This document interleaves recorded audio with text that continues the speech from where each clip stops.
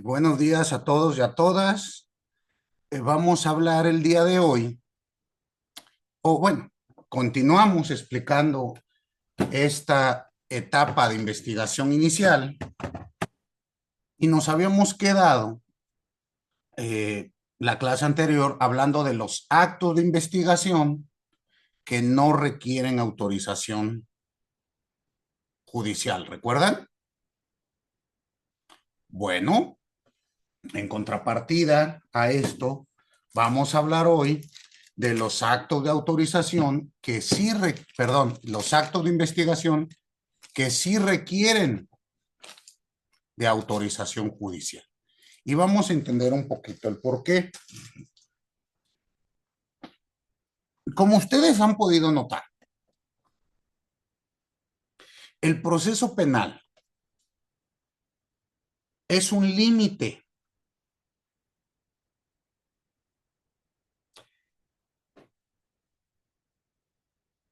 al poder punitivo del Estado. Es decir, el procedimiento penal va a tener un andamiaje de garantías de protección tanto para la víctima como para el sujeto procesado. Esto es así para evitar arbitrariedades o violaciones a los derechos fundamentales de las personas que intervienen en el proceso.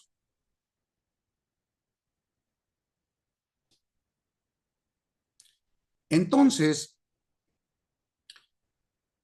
piensen ustedes que no se puede dejar cualquier afectación. Bueno, primero pensemos que los actos de investigación pueden afectar de manera grave los derechos de los sujetos.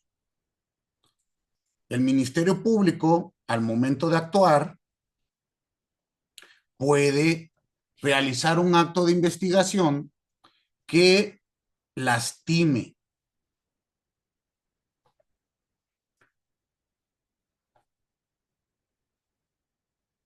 estos derechos. Y por lo tanto, actualmente nuestro código establece que van a existir actos donde sea necesario que pase un tamiz jurisdiccional. Es decir, nuevamente la función del juez de control va a ser evitar vulneraciones innecesarias a los derechos fundamentales del investigado y de la víctima. Y así tendremos entonces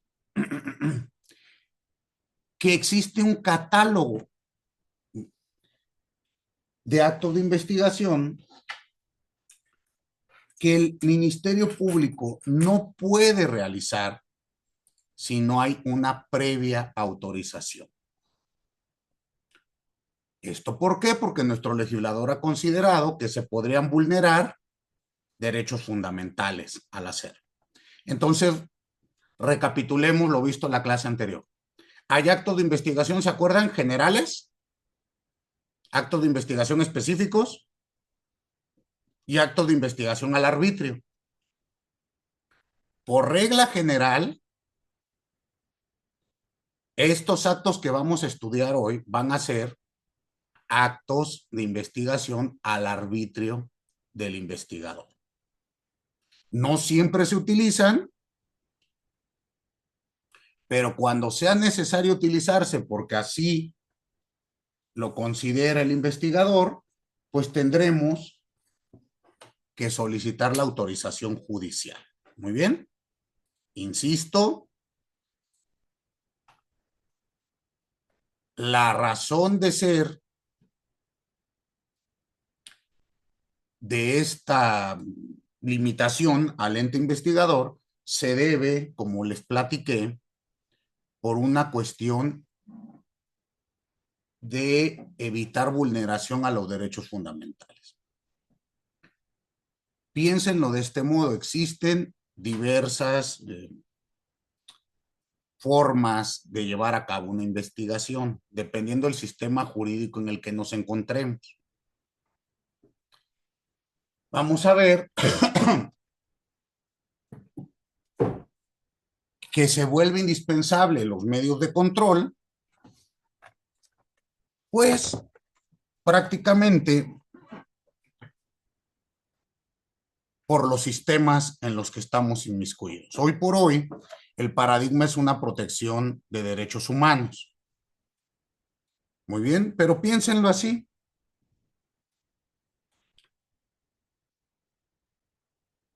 Actualmente, el ente que se encarga de investigar en esta etapa, ya hemos establecido que por regla general es una autoridad. En el caso mexicano es el Ministerio Público. ¿Están de acuerdo?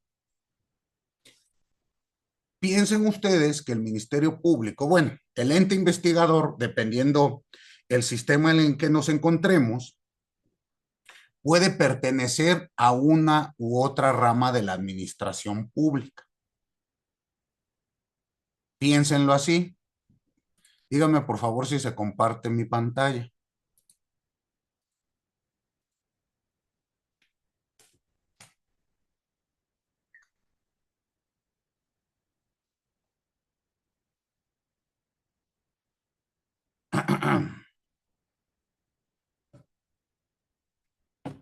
¿Sí se ve? Sí, está Sí se cargando. ve. Miren, piensen ustedes que tenemos al órgano investigador.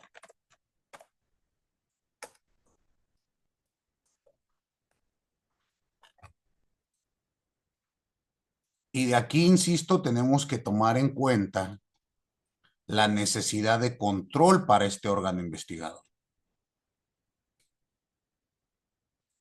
Vamos a ver que existen órganos de investigación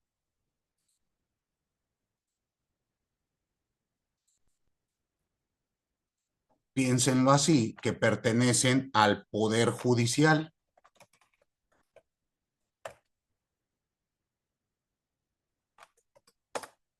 ¿Dónde ocurre esto? En México, pues hace muchísimo tiempo no pasa, pero piensen que con nosotros esto estuvo vigente, pues todo el periodo del virreinato y bastante tiempo después, casi hasta Porfirio Díaz. ¿Estamos?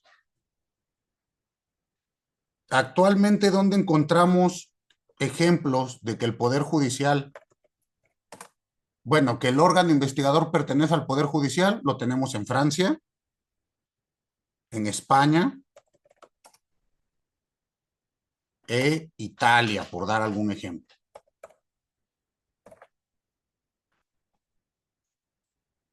Va a existir otro supuesto. Otros países, por el contrario, nos dicen, no, a ver, pues no es adecuado que pertenezca al Poder Judicial.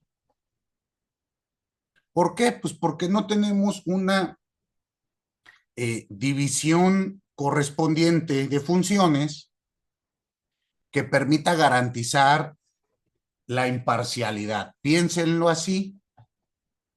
Si el órgano que investiga pertenece al mismo Poder Judicial, pues posiblemente las acusaciones que presente este órgano, pues pueden ser mejor recibidas por el mismo Poder Judicial, ¿no creen ustedes? Entonces otros países nos dicen, no, que pertenezca al Poder Ejecutivo.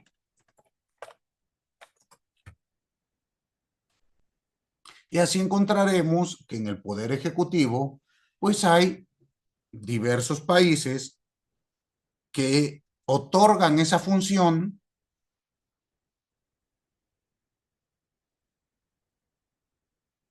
a un órgano de la administración pública, ya sea centralizada, descentralizada, concentrada, desconcentrada, pero le va a pertenecer al Poder Ejecutivo. ¿Qué ejemplos tenemos? Alemania, Portugal u Holanda. Bueno, Países Bajos. Perdonen, como ven, ya delaté mi edad, pero en mis tiempos se llamaban Países Bajos. ¿Estamos?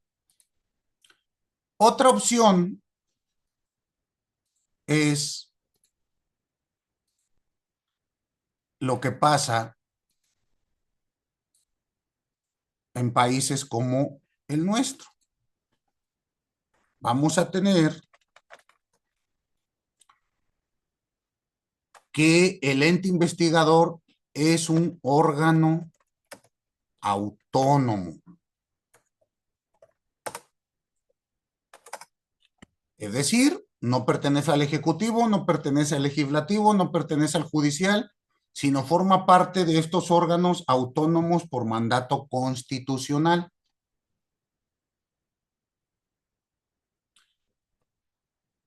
Piensen ustedes que esta es una postura relativamente moderna, en la cual este órgano no depende de su nombramiento del Ejecutivo, así como tampoco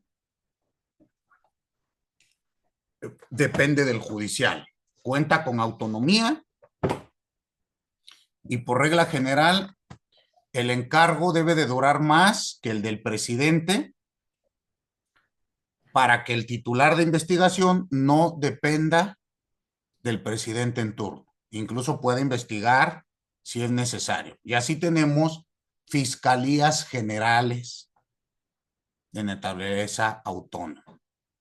¿Qué casos tenemos aquí? Pues México, Colombia, serían algunos ejemplos. Y el último elemento o la última forma que puede existir para realizar la función es la excepción a esta regla. En casos muy especiales, se reglamenta que el propio particular realice la investigación. Esto ya lo vimos en el caso mexicano, ¿recuerdan? Acción penal de particulares. ¿Sí se acuerdan de ese caso? Ya lo leímos. Y nuestra ley señala casos muy puntuales en los cuales el particular tiene que hacer la investigación. ¿Queda claro? ¿Puedo dejar de compartir pantalla?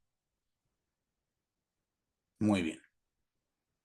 Bueno, pues cualquiera de estos sujetos, órganos investigadores o particulares, ya sea pertenecientes al Ejecutivo, al Judicial o como organismo autónomo, actualmente vamos a encontrar que tienen estas limitantes. Van a requerir autorización judicial en casos específicos. Vamos a estudiar el caso mexicano y vamos a ver que pues un 90% de estos casos los encontramos repetidos en diversos países. Pero piense usted lo siguiente, ni siquiera el particular va a dejar de cumplir con esta función. No puede realizar ninguno de estos actos si no es mediante una solicitud y una autorización judicial. Entonces,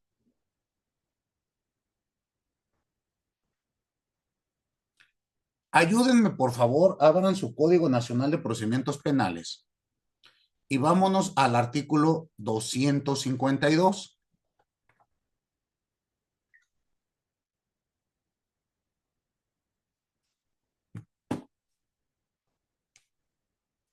¿Quién me ayuda a darle lectura al 252? No, maestro. A ver si usted es tan amable. Artículo 252. Actos de investigación que requieren autorización previa del juez de control. Con excepción de los actos de investigación previstos en el artículo anterior, requieren de autorización previa del juez de control todos los actos de investigación que impliquen afectación a derechos establecidos en la Constitución, así como los siguientes. Fracción primera, la exhumación de cadáveres. Fracción segunda. Espérame. Vamos viendo poco a poquito. Fracción primera, exhumación de cadáveres. Dense cuenta ustedes que este es un acto que afecta pues a la dignidad de los deudos de las víctimas indirectas. ¿Están de acuerdo? No podemos de ninguna manera llegar y exhumar un cadáver nada más porque se nos antoja.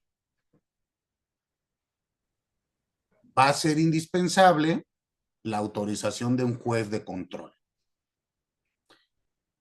Y ya veremos, bueno, lo digo de inicio, el Ministerio Público al solicitar el acto de investigación debe de establecer, uno, la idoneidad de la medida del acto, dos, la pertinencia del acto de investigación.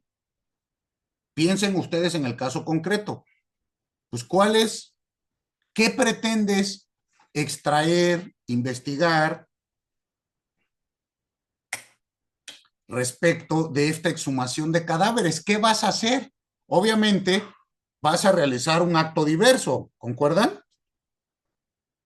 No voy a sacar el cadáver a que se asolee, ¿o sí?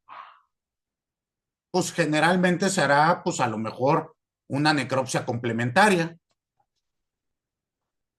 O hay una nueva información que me permite poner en duda la causa de la muerte que fue determinada. ¿Sí me explicó? Entonces vamos a ver que el juez tiene que realizar un análisis tentativo, un análisis preliminar, minucioso, respecto de la necesidad del acto de investigación, para posteriormente ponderar, es decir, poner en una balanza los derechos humanos en conflicto para determinar si autoriza el acto de investigación solicitado. Piensen ustedes que aquí el margen probatorio que le exige la ley que debe de cumplir el solicitante y respecto del cual el juzgador debe de tomar su decisión, pues es un margen probatorio de probabilidad lógica prevaleciente. Así se le llama este margen probatorio. Recuerden que hay diversos márgenes probatorios. Para que exista una condena, el margen probatorio que establece la ley es más allá de toda duda razonable. ¿Están de acuerdo? Para que el juzgador autorice los actos de investigación, el margen de probabilidad va a ser prevalecencia lógica. Veremos que este es el mismo margen que se utiliza para el auto de vinculación a proceso. A ello regresaré más adelante cuando lleguemos al auto de vinculación y explique en qué consiste. Pero ahorita tomen en cuenta que este es un margen, digamos, un poquito más bajo. Probabilidad lógica prevaleciente. Muy bien, entonces dijimos exhumación de cadáveres. Por eso ustedes van a ver que normalmente cuando hay actos de investigación en los que piensa usted en un delito de homicidio, a las víctimas indirectas, por regla general, se les dice que no pueden cremar el cadáver, por si hay necesidad de realizar alguna necropsia complementaria. ¿Queda claro? Pero para hacerlo se requiere autorización judicial. Son pocos los casos que se dan en este sentido. Me llega a la mente, a mí nunca me ha tocado ver uno, pero me llega a la mente, ¿recuerdan ustedes un feminicidio en Monterrey? Creo que la La víctima se llamaba Devani. Hasta donde recuerdo, ahí sí se hizo una segunda necropsia. ¿Usted lo recuerda, Mariela? Sí, sí lo recuerdo. ¿Sí fue así? Sí, creo que la solicitaron las víctimas indirectas, ¿no? Sí, lo poco que recuerdo, sí hubo una segunda necropsia. Ok.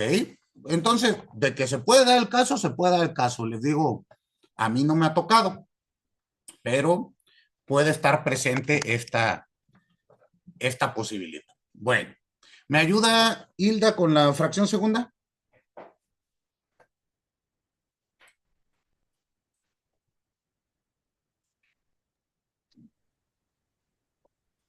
Fracción segunda, las órdenes de cateo. Muy bien. ¿Qué es una orden de cateo? Piense usted.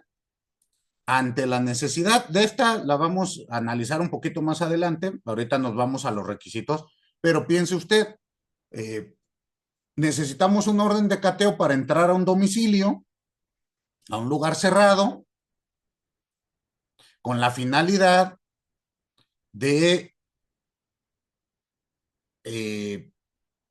realizar actos de investigación porque creemos que ahí puede haber indicios o evidencias relacionados con el hecho investigado. ¿Queda claro? Entonces, ahí tenemos este supuesto. El juzgador deberá de tomar en cuenta diversos actos que nos lleven a determinar si existe o no la necesidad para autorizar el cateo. Vamos a ver que las órdenes de cateo vienen específicas, nos dicen a qué inmueble se va a entrar y qué es lo que podemos investigar. Una orden de cateo no permite que entren a nuestra casa y revisen lo que quieran. ¿Sí queda claro? Viene específica. Les compartiré una audiencia de cateo de un caso que lleve. Son audiencias privadas. Ahorita, esto quiero que quede claro. Estas audiencias, por regla general, son privadas. Bueno, no por regla general, por mandato de la ley. No es necesario que esté presente la defensa ni el investigado. El Ministerio Público expresa la necesidad y el juzgador señala si es o no pertinente y lo autoriza o no. La audiencia que les voy a compartir es una audiencia, creo que dura 7 minutos. Se tarda más en individualizarse que en lo que les conceden el acto de investigación. Y normalmente así son, ¿eh? Alejandro, usted me dijo que es defensor federal. ¿Lo que estoy diciendo es Es, mentira o es cierto? es cierto. Son audiencias donde el Ministerio Público llega y dice, pues es que necesito investigar y para eso tengo que entrar. Ah, bueno, entre. Y no hay como que mucha ponderación. Entonces, ya lo verán ustedes, les comparto el acto, lo checan y ven.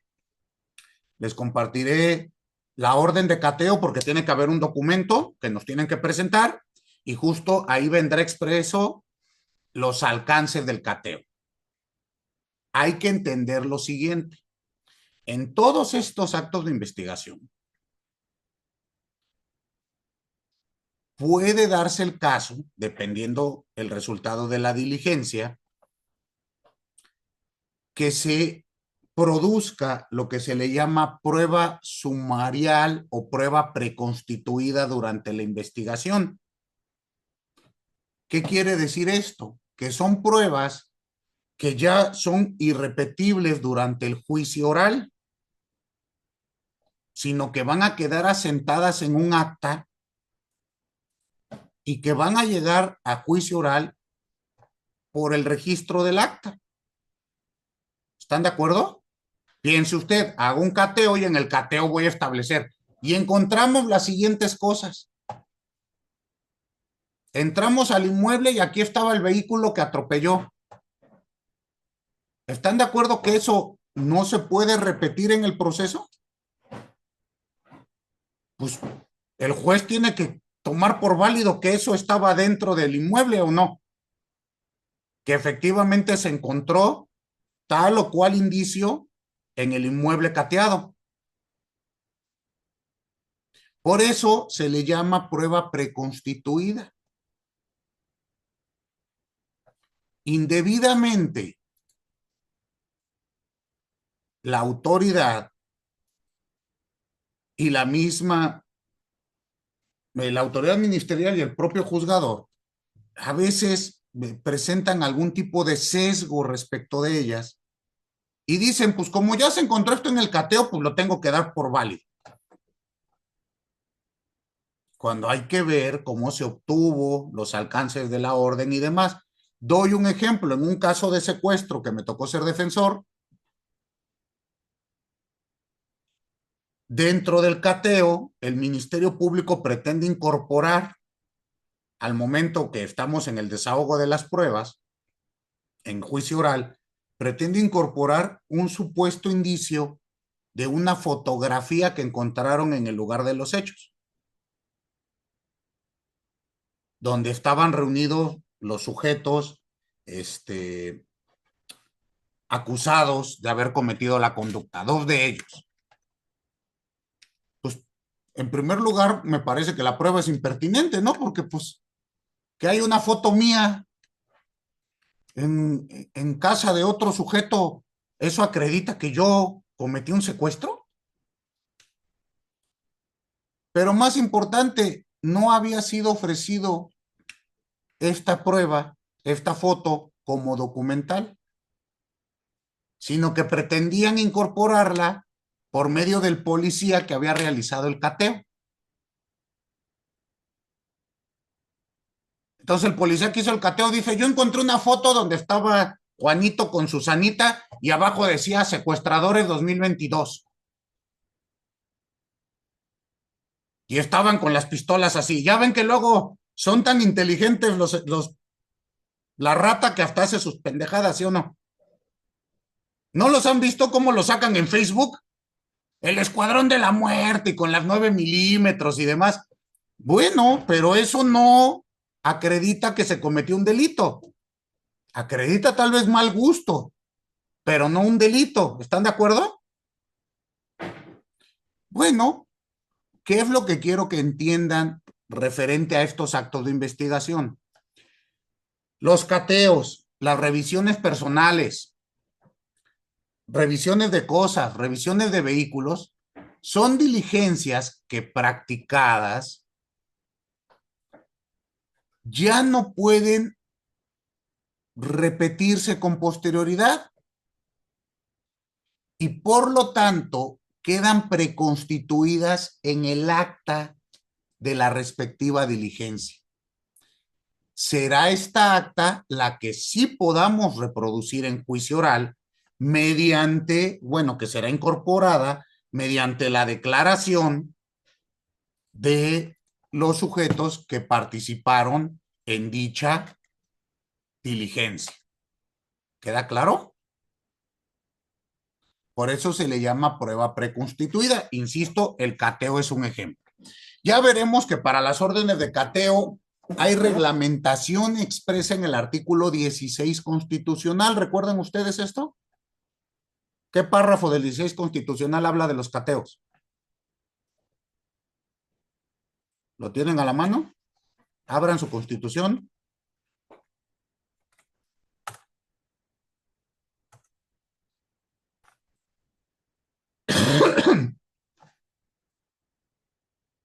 ¿Sí les aparece o no?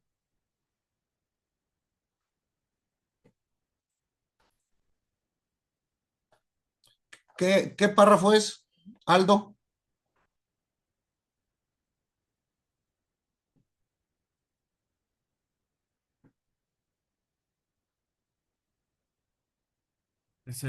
Buenos días, es el párrafo 11. ¿Me ayuda a darle lectura, por favor? Sí, claro.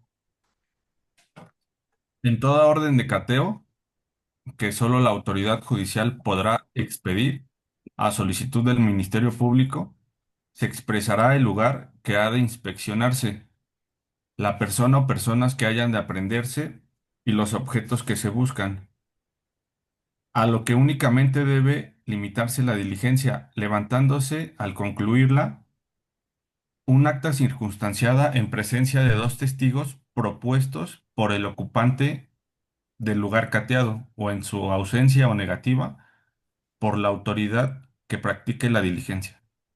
Aquí encontramos que por mandato constitucional el cateo tiene que ser autorizado por un juez. Tiene que ser a petición de parte, únicamente ¿quién? Ministerio Público. Lo acaban de leer. ¿Estamos? Por lo tanto, acción de particulares no está permitido este acto de investigación. ¿Queda claro? Dime, Aldo.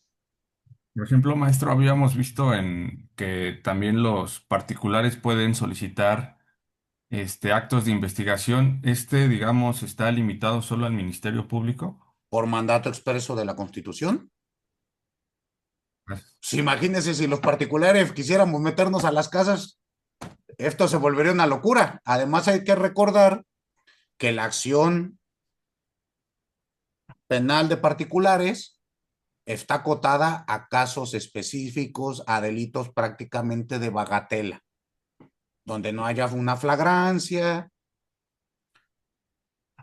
delitos cuya pena máxima son 2 años, que se persiguen de querella, pues en los cuales no habrá necesidad de hacer cateos. ¿Queda claro?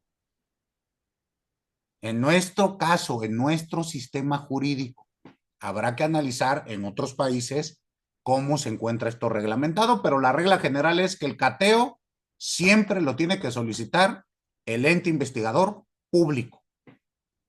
Pues imagínense, están violando la intimidad del domicilio, no lo podemos dejar en manos de particulares, ¿concuerdan? Ahora, la solicitud la hará el Ministerio Público ante el juzgador, solicitando, otra vez, ¿qué son las cosas que tiene que especificar Aldo? Lugar, Lugar, la, lugar al que se pretende entrar. Después, 2, la persona o personas que hayan de aprenderse. personas o personas que hayan que aprenderse, es decir, puede estar alguien escondido en un inmueble y que lo tenemos ubicado y ya haya una orden de aprehensión en su contra. Sí, para entrar a detenerlo necesitaremos una orden de cateo. Segundo supuesto. Tercer supuesto, Los objetos que se buscan. objetos que se buscan. Daba el ejemplo, la audiencia que les voy a compartir es por un delito, una investigación por un delito de homicidio y tentativa de homicidio en vehículo automotor. Se hace el seguimiento por cámaras y dicen, ese vehículo entró a tal domicilio. Pues están de acuerdo que puedo solicitar el cateo para ver si ahí está el vehículo que estoy buscando. Sí, pero tengo que delimitarlo. ¿Y el último supuesto?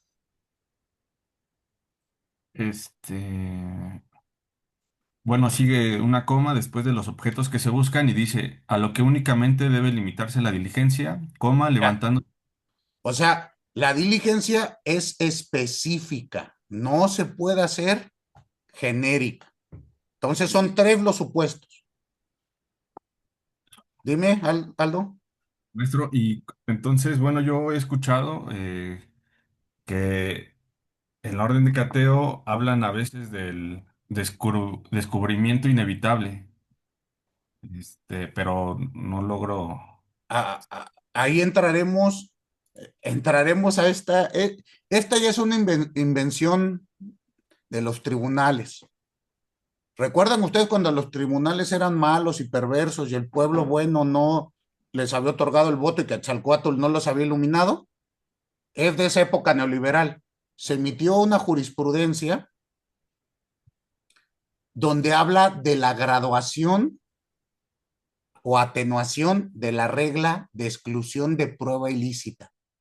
Y justo ahí es donde viene el descubrimiento inevitable. Pero a ello llegaremos en etapa intermedia, que es cuando hablaré de exclusión de pruebas.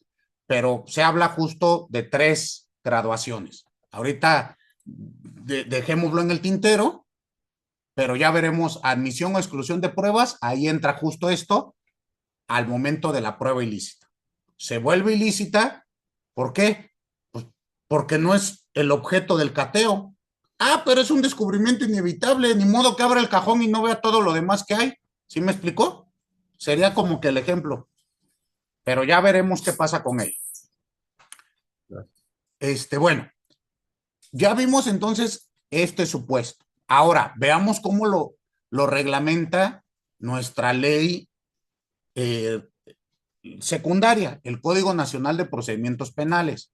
Váyanse, por favor, al artículo 282.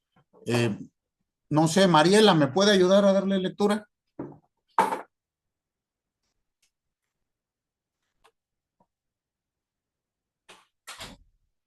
¿282 del Código Nacional o quien lo tenga ya a la mano? Artículo 282. Gracias. Solicitud de orden de cateo. Cuando la investigación, el Ministerio Público estime necesaria la práctica de un cateo en razón de que el lugar a inspeccionar es un domicilio o una propiedad privada, solicitará por cualquier medio la autorización judicial para practicar el acto de investigación correspondiente. Ahí, punto. ¿Quién es el único que puede solicitarlo? ¿Qué dice la norma secundaria? Ministerio Público. Es una diligencia, ya vimos, al arbitrio. Está redactado. Cuando la investigación lo requiera, el Ministerio Público podrá solicitar. ¿Se dan cuenta? Y debe de tratarse de qué? De que el lugar que quiero inspeccionar es un domicilio o una propiedad privada. ¿Sí quedó claro esto? Ahora, ¿qué requisitos debe contener la solicitud? Continuamos, Karen. En la solicitud, que contará con un registro, se expresará el lugar que ha de inspeccionarse, la persona o personas que han de aprenderse y los objetos que se buscan, señalando los motivos e indicios que sustentan la necesidad de la orden, así como los servidores públicos que podrán practicar o intervenir en dicho acto de investigación. Si el lugar a inspeccionar es de acceso público y forma parte del dominio particular, este último no será sujeto de cateo a menos que así se haya ordenado. Ok, entonces aquí tenemos que la solicitud debe de expresar la necesidad. Debe señalar qué es lo que quiero catear, qué objetos busco, qué personas, qué lugares. ¿Queda claro? ¿Qué sujetos van a intervenir? Porque, pues no sé ustedes, yo sé que ustedes salen y ven a México maravilloso con nuestras calles de oro y Dinamarca por todos lados, pero a mí me daría terror que lleguen a mi casa y quiera entrar una autoridad. ¿Ustedes qué piensan? Entonces, pues me tienen que decir quién va a entrar, para qué va a entrar y cuál es la función que van a realizar. ¿Queda claro? Yo sé que nunca se ha visto en México que los policías abusen de su poder y hagan actos indebidos, pero el legislador trata de que nunca pase. ¿Están de acuerdo? Ahora, puede darse el caso que el lugar que quiero inspeccionar tiene un pedazo de acceso al público y otro pedazo cerrado, que no es de acceso al público. Pues lo que es acceso al público no es necesario el cateo, ¿queda claro? Solamente lo que sea cerrado al público. ¿Estamos? Muy bien. Ahora, veamos el artículo 283 que nos va a establecer los requisitos que deben recaer en la orden de cateo. Insisto, se tendrá que presentar igual por mandato expreso del propio artículo 16 constitucional. La orden de cateo debe de estar por escrito, fundada y motivada. ¿Queda claro? Ayúdenme, Claudia, a darle lectura al 283. Dice, artículo 283. Resolución que ordena el cateo. La resolución judicial que ordena el cateo deberá contener cuando menos, fracción 1, el nombre y cargo del juez de control que lo autoriza y la identificación del proceso en el cual se ordena. Fracción 2, la determinación concreta del lugar o los lugares que habrán de ser cateados y los que se espera encontrar en estos. Fracción 3, Ahí mucho cuidado cuando ustedes tengan que intervenir en una diligencia de cateo con la fracción segunda, porque a veces ahí es donde se cae todo. Expresamente señala que debe de ser lugar concreto y determinado. ¿Qué quiere decir? Que no puede ser genérico. No puede solicitar al Ministerio Público, quiero entrar a la casa y buscar si ahí se encuentra, no sé, el arma homicida. Pues hay que establecer de manera concreta qué se va a revisar. ¿O creen ustedes que se va a autorizar que entren y volteen todos los cajones de la casa? Eso está expresamente prohibido, se llama pesquisa. Y el mismo artículo 16 constitucional prohíbe las pesquisas. Entonces, mucho cuidado con la fracción segunda. ¿Estamos? Siguiente fracción, por favor. fracción 3, el motivo del cateo, debiéndose indicar o expresar los indicios de los que se desprenda la posibilidad de encontrar en el lugar la persona o personas que hayan de aprenderse o los objetos que se buscan. Fracción 4, el día y la hora en que deba practicarse el cateo o la determinación que de no ejecutarse dentro de los 3 días siguientes a su autorización, quedará sin efecto cuando no se precise fecha exacta de realización. Y fracción 5, los servidores públicos autorizados para practicar e intervenir en el cateo.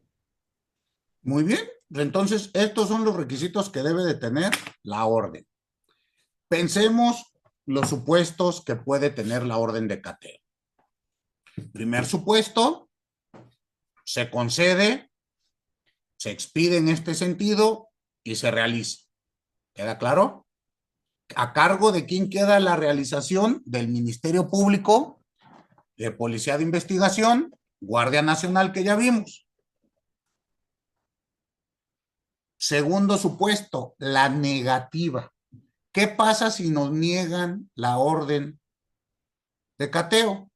Pues hay dos supuestos. El primero, el Ministerio Público regresa a su oficina, corrige las cuestiones que le indique el juez de control por las cuales se les negó y vuelve a solicitarla. Digamos que este es el común, el que normalmente se hace. Segundo supuesto, esta negativa, la resolución que niega una orden de cateo, es apelable. El Ministerio Público puede presentar su apelación dentro del plazo de 3 días en el que ocurrió la negativa y la apelación debe de resolverse en un plazo no mayor a 12 horas. ¿Esto en virtud de qué? Pues de la premura que se tiene para realizar el acto. ¿Quedó claro? Entonces dense cuenta que pues, estos actos ya se vuelven complejos. Muy bien. Perfecto. Veamos el siguiente acto de investigación que requiere autorización judicial. Las intervenciones de comunicación privada y correspondencia. Si es así, si viene en la ley, en su Código Nacional.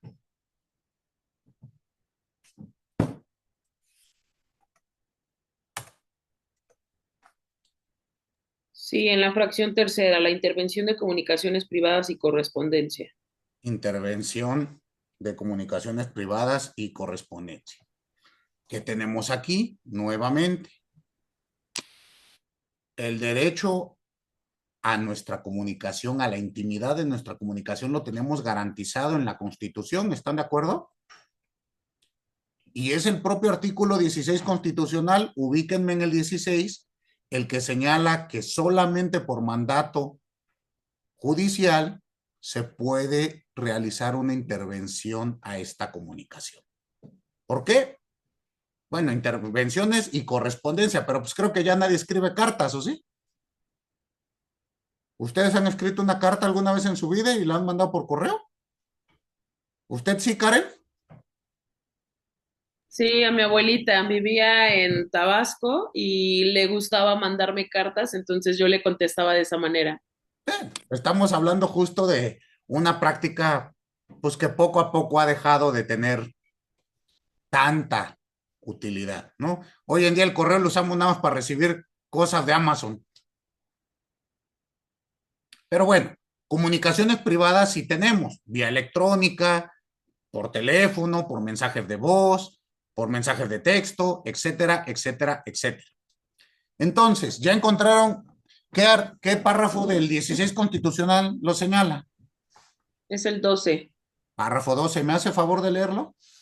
Las comunicaciones privadas son inviolables. La ley sancionará penalmente cualquier acto que atente contra la libertad y privacidad de las mismas, exclusivamente la autoridad judicial federal, a petición de la autoridad,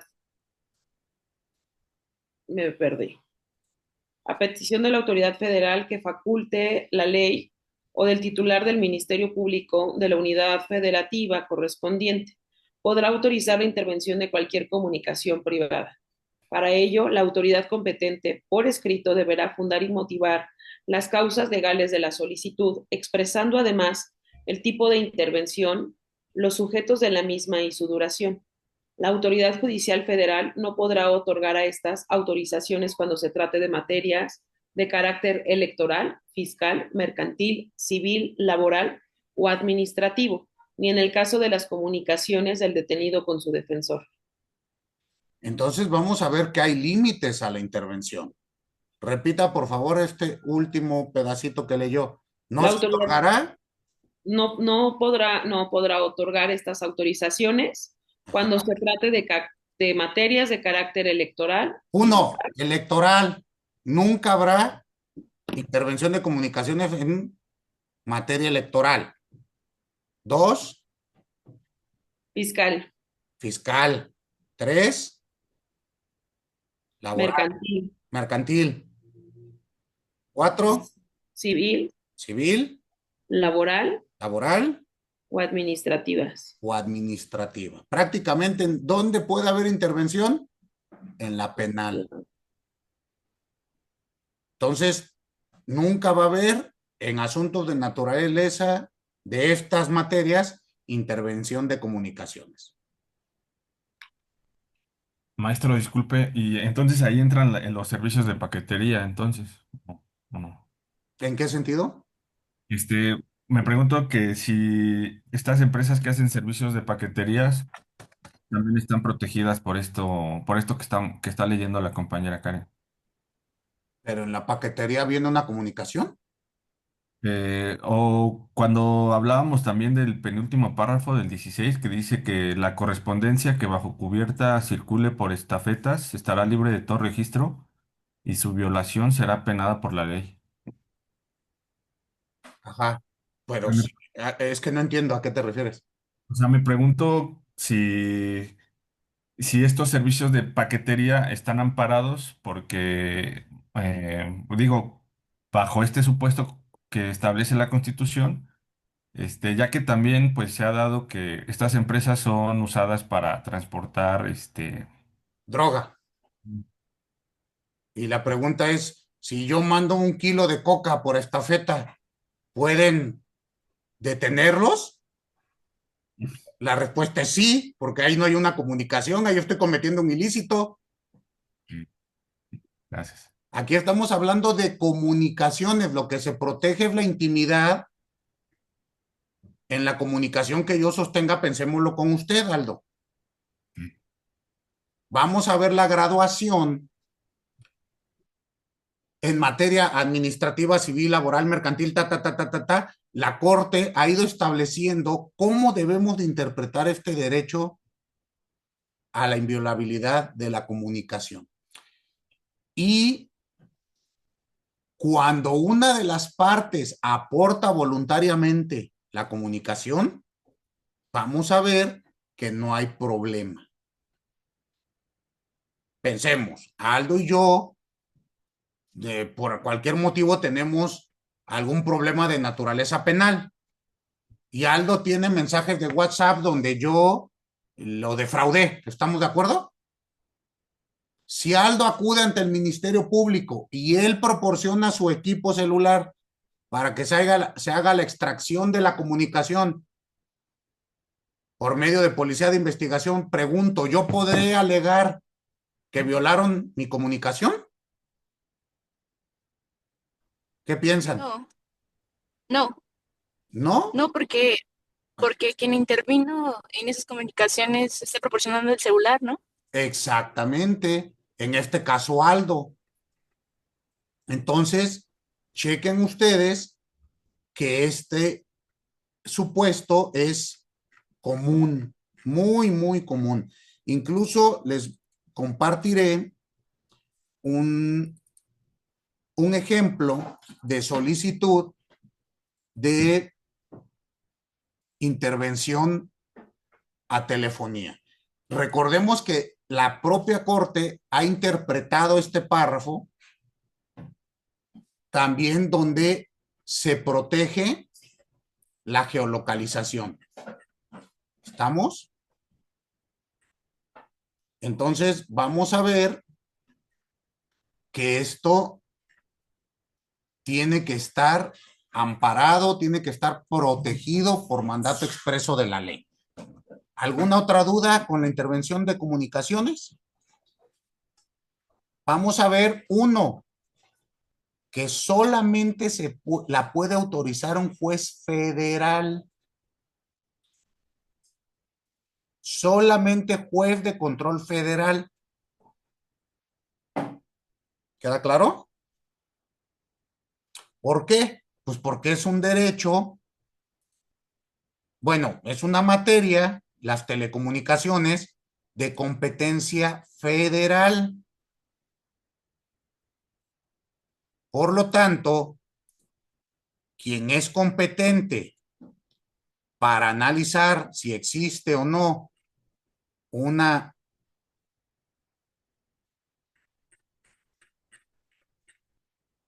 adecuada ponderación de derechos, el único competente será el juez de lo federal.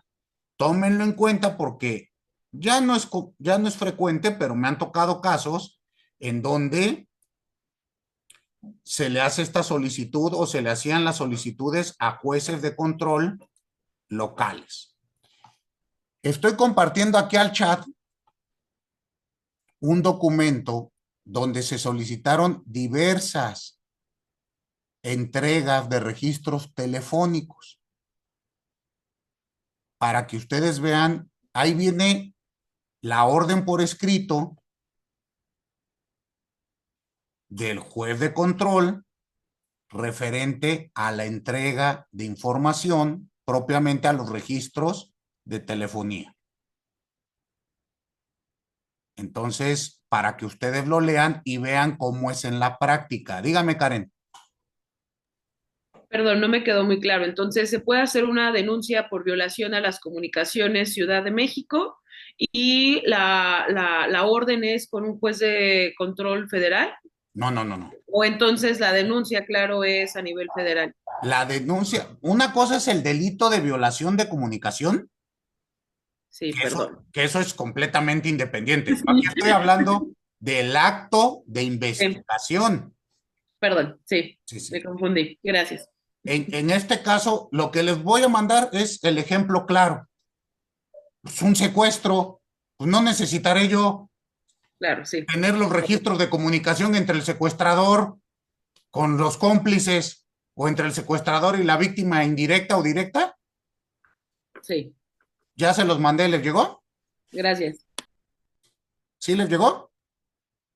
Si pueden, por favor, Descárguenlo y mándenlo a nuestro chat para que ahí lo tengan. Y aquí ustedes van a leer en la práctica qué es lo que se hace. Vean los alcances, vean hacia dónde va, vean qué abarca y vean cómo lo autorizó en el caso concreto un juez de control federal.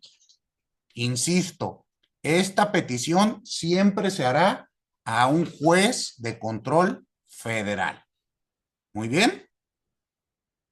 Vamos a dejar nuestra clase hasta aquí el día de hoy porque yo tengo que ir a una audiencia de juicio. ¿Estamos? Si no, no alcanzo a llegar. Continuamos con esto. ¿El próximo martes es su examen? Entonces, continuamos con el tema el próximo jueves. Pasen excelente resto de jornada, estudien para su examen y nos vemos el próximo jueves. Recuerden, su examen es por formulario de Google. Les enviaré el enlace a su chat de WhatsApp. No es necesario que se conecten a la sesión. ¿Queda claro? Muy bien. Descansen, hasta luego. Gracias, buen día a Gracias. todos. Hasta luego.